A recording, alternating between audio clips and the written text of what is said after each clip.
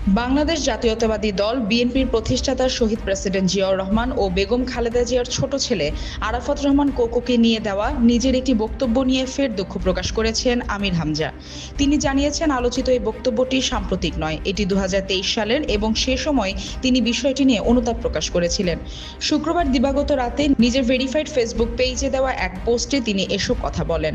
আমির হামজা বলেন, মরহুম আরাফাত রহমান কোকোকে নিয়ে তার বক্তব্যটি ছিল অনাকাঙ্ক্ষিত একটি বিষয় বোঝাতে গিয়ে, উদাহরণ দিতে গিয়ে তিনি ভুল করেছিলেন এবং সেই কারণেই তখনই দুঃখ প্রকাশ করেছেন।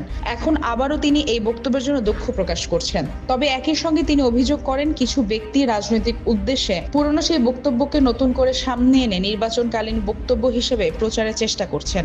আমির হামজার ভাষ্য অনুযায়ী, এই ধরনের কর্মকাণ্ডে তারা নিজেদের রাজনৈতিক স্বার্থ চরিতার্থ করতে গিয়ে নিজ দলের সর্বোচ্চ পর্যায়ের একজন মরহুম ব্যক্তিকেও সম্মান দেখাননি। এক্ষেত্রে প্রকৃত অপরাধী কারা তা নিয়ে সবাইকে চিন্তা করার আহ্বান জানান তিনি।